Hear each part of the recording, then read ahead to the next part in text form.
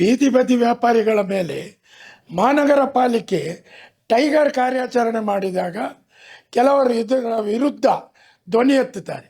ಕೆಲವರು ಹೇಳ್ತಾರೆ, ಅವರು ಹೊಟ್ಟೆ ತುಂಬಿಸಿಕೊಳ್ಳುವುದು ಬೇಡವಾ ಹೇಳಿ. ಮಾನವೀಯತೆಯ ದೃಷ್ಟಿಯಿಂದ ಮನುಷ್ಯತ್ವದ ಪ್ರಶ್ನೆ ಬಂದಾಗ ಸರಿ, ಅವರು ಹೊಟ್ಟೆ ತುಂಬಿಸಿಕೊಳ್ಬೇಕು, ಸ್ವಾಮಿ ಒಬ್ಬ ಹೊಟ್ಟೆ ತುಂಬಿಸಿಕೊಳ್ಬೇಕು ಹೇಳಿ. ಆದರೆ ನೂರಾರು ಪಾದಚಾರಿಗಳ ಹೊಟ್ಟೆಗೆ ಹೊಡೆಯುವುದು ಸರಿಯಾ ಹೇಳುವಂಥದ್ದು. ಇದೇ ಸ್ವಿಮ್ಮಿಂಗ್ ಪೂಲಿನ ಎದುರುಗಡೆ ಒಂದು ಕಾರು ನುಗ್ಗಿ ಒಂದು ಚಿಕ್ಕ ಪ್ರಾಯದ ಹುಡುಗಿ ಸತ್ತದ್ದು ನಮ್ಮ ಮುಂದೆ ಇದೆ ದಸರಾ ಟೈಮಿನಲ್ಲಿ. ಇಲ್ಲಿ ಫುಟ್ಪಾತಿನಿಂದ ರಸ್ತೆ ಅಂಚಿನಲ್ಲಿಡದೆ ಅರ್ಧ ರಸ್ತೆ ಪೂರ್ತಿ ಈ ಬೀದಿ ಬದಿ ವ್ಯಾಪಾರಿಗಳು ಇರ್ತಾರೆ. ನಾವಿಲ್ಲಿ ಸ್ಟೇಟ್ ಬ್ಯಾಂಕಿನ ಹತ್ರ, ಲೇಡಿ ಗೋಶನ್ ಹತ್ರ ಹೋದರೆ ಎಲ್ಲಿ ನೋಡಿದರೂ ಬೀದಿ ಬದಿ ವ್ಯಾಪಾರಿಗಳ ಹಾವಳಿ. ಜನರಿಗೆ ನಡೀಲಿಕ್ಕೆ ಸಾಧ್ಯ ಇಲ್ಲ, ಅಂಥ ಪರಿಸ್ಥಿತಿ ನಿರ್ಮಾಣ ಆಗಿದೆ. ಈಗ ಅವರ ಒಂದು ಹೊಟ್ಟೆ ತುಂಬಿಸುವ ಪ್ರಶ್ನೆ ಬಂದಾಗ ಅವರು ಕೂಡ ನ್ಯಾಯಯುತವಾಗಿ ಸಾರ್ವಜನಿಕರಿಗೆ ತೊಂದರೆ ಆಗದಾಗೆ, ಪಾದಚಾರಿಗಳಿಗೆ ತೊಂದರೆ ಆಗಿದೆ, ವಾಹನ ಚಲಾವಣೆಗೆ ತೊಂದರೆ ಆಗದ ರೀತಿಯಲ್ಲಿ ಅವರು ವ್ಯಾಪಾರ ಮಾಡ್ತಾರೆ ಹೇಳಿ ಆದರೆ ಸರಿ. ಆದರೆ ಇವರು ಈ ಮೂವರಿಗೂ ತೊಂದರೆ ಕೊಡುವ ರೀತಿಯಲ್ಲಿ ವ್ಯಾಪಾರ ಮಾಡ್ತಾರೆ ಹೇಳಿ ಆದರೆ ಅಲ್ಲಿ ನಾವು ಮನುಷ್ಯತ್ವ ಬೀದಿ ಬೀದಿ ವ್ಯಾಪಾರಿಗಳಿಗೆ ಮಾತ್ರವ, ಶಾಲೆಗೆ ಹೋಗುವ ವಿದ್ಯಾರ್ಥಿಗಳಿಗೆ ಇಲ್ವಾ, ಇಲ್ಲ ಪಾದಚಾರಿಗಳಿಗೆ ಇಲ್ವಾ?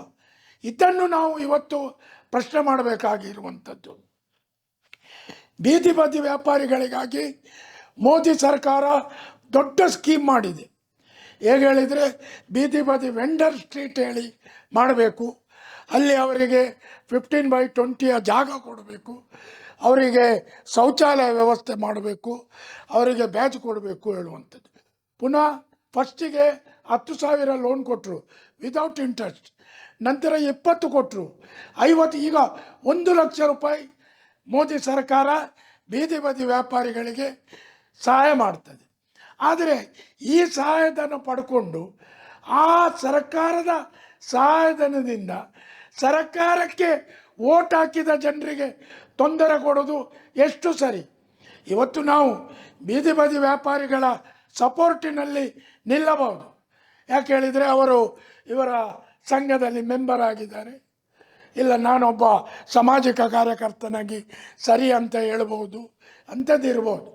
ಆದರೆ ಒಂದು 100 ಮಂದಿ ಬೀದಿ ಬದಿ ವ್ಯಾಪಾರಿಗಾಗಿ ಸಾವಿರಾರು ಪಾದಚಾರಿಗಳಿಗೆ ತೊಂದರೆ ಆಗುವುದಕ್ಕೆ ನಾವು ಸುಮ್ಮನೆ ಕೂತ್ಕೊಳ್ಬಾರ್ದು.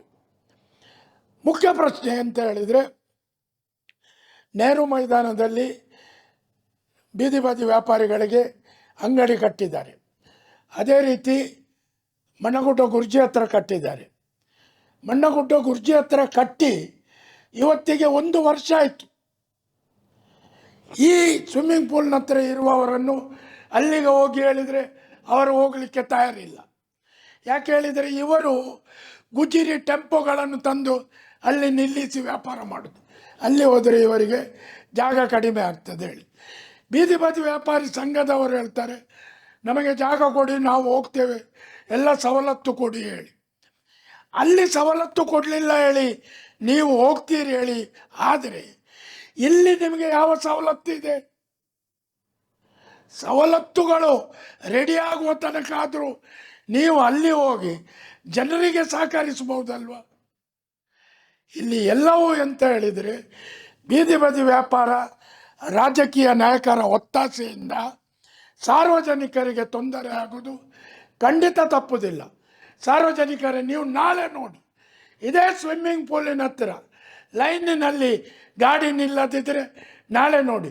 ಈ ಒಂದು ಮಂಗಳೂರು ಮಹಾನಗರ ಪಾಲಿಕೆಯ ಕಾರ್ಯಾಚರಣೆ ಕೇವಲ ಕಾಟಾಚಾರಕ್ಕೆ ಆಗಿರುವಂಥದ್ದು, ಬೇರೆ ಏನೂ ಅಲ್ಲ.